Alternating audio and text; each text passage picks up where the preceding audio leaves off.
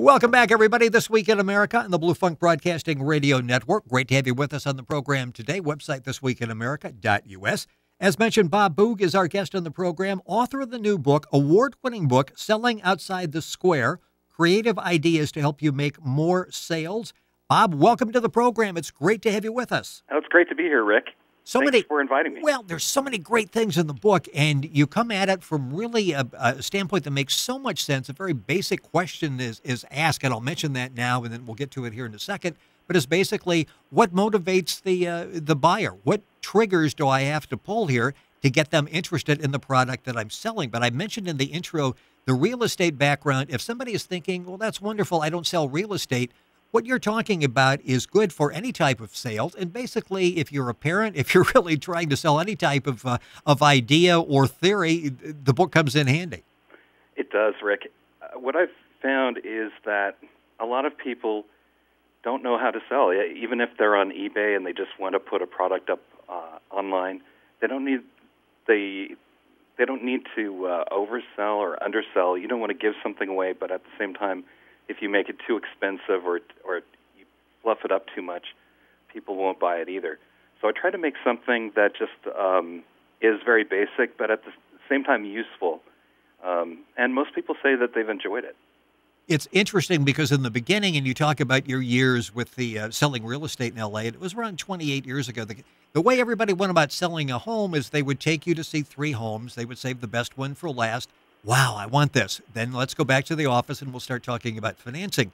And you thought, this really doesn't make a whole lot of sense. Why don't I try to qualify these people first, find out what it is that they're going to be able to buy, and then let's go look at a home. And it really sort of changed the way everybody started selling real estate.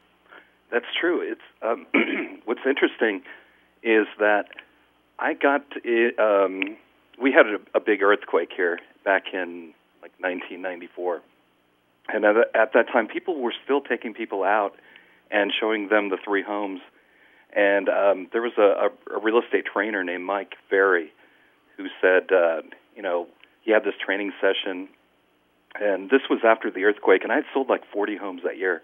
And he had everybody raise their hands, how many people sold 10 homes, 20 homes, 30.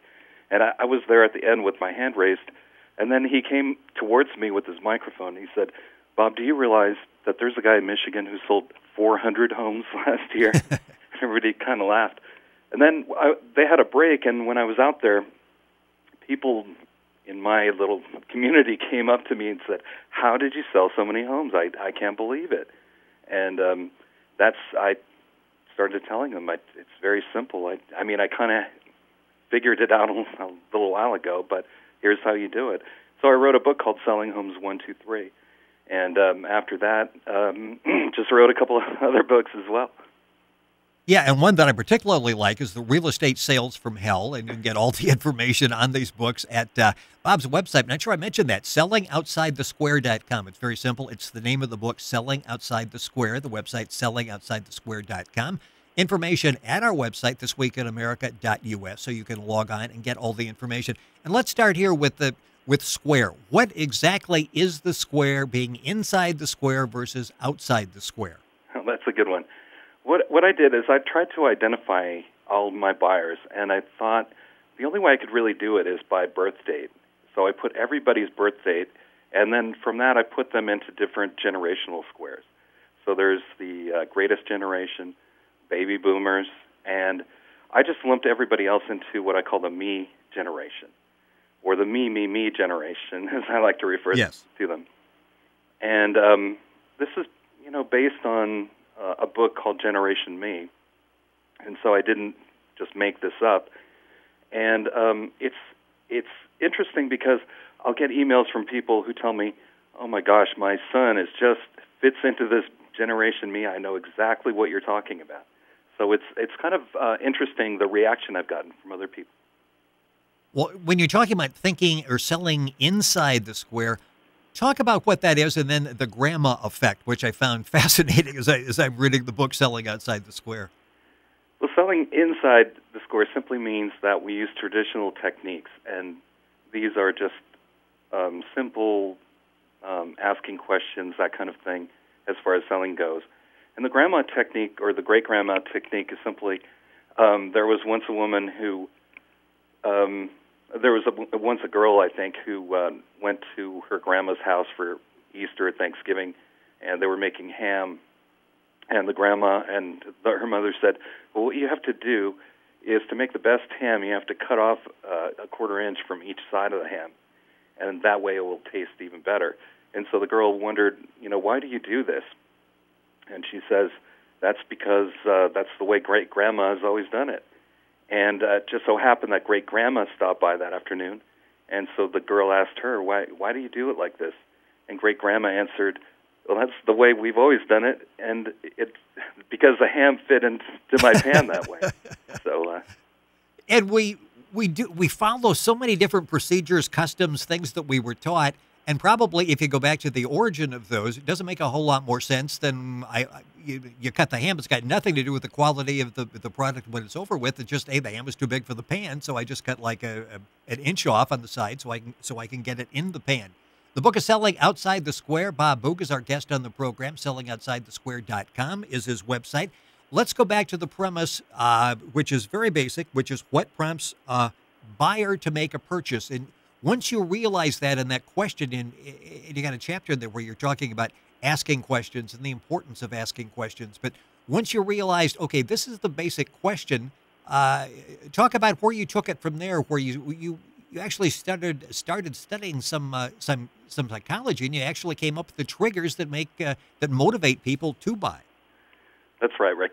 What I do is I tend to make observations, and my friends or my wife, they'll always remark upon these things.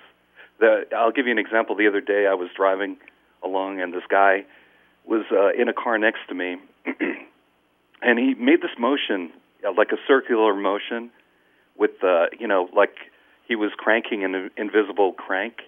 So I rolled down my window, and he said, hey, do you know where the Sunrise Market is? And I said, sure, follow me. And then I got to thinking that circular motion means, pull down your window. And at the same time, I was thinking to myself, how many people actually have a car, including myself, where you have one of those little cranks to roll down your window? Nobody has a car like that anymore, but we all understand that. And at the same time, what other little gesture could you use? If it's a little lever that you use in your car, nobody would really understand it if you're, with your finger like that. But that was an observation I made, or I shared with my wife. It's kind of one of those things. Everybody sees people making this gesture, to roll down your car window, but we kind of take it for granted. And that's what I do, is I ask myself dumb questions, or I think about things like that, like, why do people buy in the first place? What causes them to make a purchase? One of the triggers, in fact, the first one you talk about is give a reason why, and you talk about the power of the word because. Correct. There's a famous experiment that Ellen Langer did in Harvard University, where there was a line of, where she set up the experiment, where there was a line of people waiting to make copies at the library. And the inquisitor would simply cut in line and ask, can I cut in line because, and the way the experiment went was, may I cut in line? And something like 93% of the people simply allowed her to do so if she seemed like a nice person. Or I don't have all the exact percentages in mind right now, but when she used the word because, it just ranked. It caused the people in line to give her the space in line without thinking. Now, of course, that experiment never happened in Los Angeles or New York City. Yeah, that was taken in Ames, Iowa, a few years ago, where people do that. But once you stated because, suddenly, well, it must be a legitimate reason in your mind is the first association you're making. Exactly. It's kind of like Pavlovs Dogs. When Pavlov would ring a bell, the dogs would start salivating for the food. And likewise, when we as buyers were sitting and let's say the maitre d' or the waiter says, would you like to see our specials? Because the chef prepared them especially for you, freshly today or something. That little word "because" causes us to ring a bell in our heads and listen more promptly or take notice of what he's saying. And likewise, salespeople use the word "because" all the time. In keeping with the theme, think outside the square. You talk in that chapter about using Generation Me, get to the message quickly. And that's something that I think all of us would appreciate now. And so often there's this sort of meandering, getting to the point, and you say, get to it quickly. Correct. Everybody is time-starved these days, it seems to me. Yeah. And we all have a million things to do. So we want people to get to the point and get the information to us as quickly as possible.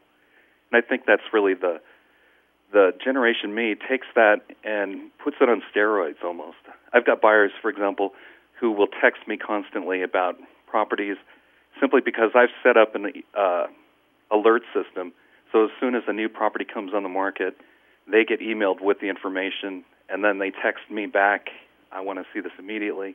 And as a result, it's a market on steroids, really. I mean, buyers are really running out to see property without anything more than the email message, really. Right. And if you're thinking, that sounds good, how do I go about that? You actually give some examples of companies that do that and how to go about it in the book, Selling Outside the Square. Bob Boog is our guest on the program, the website, sellingoutsidethesquare.com. One of the other triggers is use stories to sell. You don't think you're getting a sales pitch. You think you're actually going to hear a story. Exactly. And this is especially true for someone, the Bible is full of stories, for example, and they're selling different messages in the Bible as well. And anybody who is selling anything, as far as like you're trying to convince a teenager not to go out on a Friday night or hang out with the wrong crowd, we use stories to, tell the possible effects or try to bring them to our way of thinking. Selling Outside the Square is the book, website sellingoutsidethesquare.com. One of the other triggers that you talk about, and this is really interesting, and again, we go back to what you were talking about in the beginning, that if you're selling something on eBay, if you're even trying to sell something in a garage sale, this principle really works, the scarcity principle. You really feel like my time is limited. I really have to act, and I have to act now. Correct. Yeah, and it's especially true if it works especially if it's true. I mean, I think it's something like somebody like Kohl's, for example, has a sale, it seems like every single day. Yes. And yes. It's kind of like watered down. But if you have some kind of deadline, that motivates people to, you've got to purchase something before April 4th or the sale is off, that kind of thing. The scarcity principle also relates to, there was a famous experiment where they had two cookie jars. And in cookie jar A, there were 2 cookies, and in cookie jar B, they had 82 cookies. Now, the people in the experiment were told at the beginning that the cookies had been freshly baked that morning at 8 o'clock, and now it was like 2:30 in the afternoon. And so the people were supposed to tell the researcher which cookie jar they felt the cookies would taste better. Which would you pick? Cookie jar A with 2 cookies or cookie jar B with 82? Now, most people would say cookie jar A because there were only 2 cookies left in the cookie jar. And researchers kind of tricked the experimenters because the cookies were the same. And so the scarcity principle is such that it just tells us a little shortcut, that if we think other people like something, we will probably try to, or think it's better, we'll try that too. And it's interesting because you turn it up a notch, not only with the scarcity aspect of it, limited time, that type of thing, but you throw the bonus in. If you buy this, we'll give you this. We see that all the time with the infomercials on television. Exactly. Buy this and we'll throw in this for free. Just pay the extra shipping and handling. And that applies to all sorts of products and services. Selling Outside the Square. Got about a minute left in the program. Went by way too quickly. We'll have Bob back with us on the program. Bob Boog, B-O-O-G, is our guest on the program. The book is available Amazon all across the country at his website, sellingoutsidethesquare.com. And, of course, you can link on to our website, thisweekinamerica.us, and get the information. One of the other triggers you've got there is social proof. And this is interesting. You use an example. It's because everybody is doing it. You're at American Idol. Suddenly you find yourself up and applauding for somebody, and then you're thinking, I'm only doing it because everybody else is doing it. Exactly true. And social proof even applies to, I think, with the mortgage meltdown. Everybody wants to blame Congress or the president, whomever, but it could have been just other banks were seeing, or bank presidents were seeing, well, if Wells Fargo is making these kinds of loans, they're such a big company, we should do it too. And I think that's that mentality, it's that herd mentality, and that caused that whole crisis, I believe. I will ask you a real estate question to close, and I understand that business is great out there and property is beginning to sell again. Our market is super hot right now. It's we just have a severe lack of inventory, and we're seeing bidding wars like you saw prior to the mortgage meltdown. So I showed up home to a buyer. The price is $335, and she bid $372,000. Wow! And we're still waiting to see if she got it. So there's still a question whether overbidding by that much will get her the house or not. Correct. One of my own listings, we had I had 25 offers. Now this was a property properly priced. We thought we listed it a little bit high. It was listed for $169,000, and so many offers, so many cash offers. It's just crazy. So we'll have Bob back to talk about the book and talk about real estate. Some questions come to mind as you're talking about pricing. I would love to get into that with Bob as well. A veteran over 30 years in the real estate business, based in Los Angeles, just outside of L.A., Hollywood area. Robert Boog, our guest on the program. His book is Selling Outside the Square. Website is sellingoutsidethesquare.com. Information at our website, thisweekinamerica.us. Bob, great to have you with us on the program. Good luck with the book, and we look forward to having you back. Oh, thanks so much, Rick. You're listening to This Week in America on the Blue Funk Broadcasting Radio Network.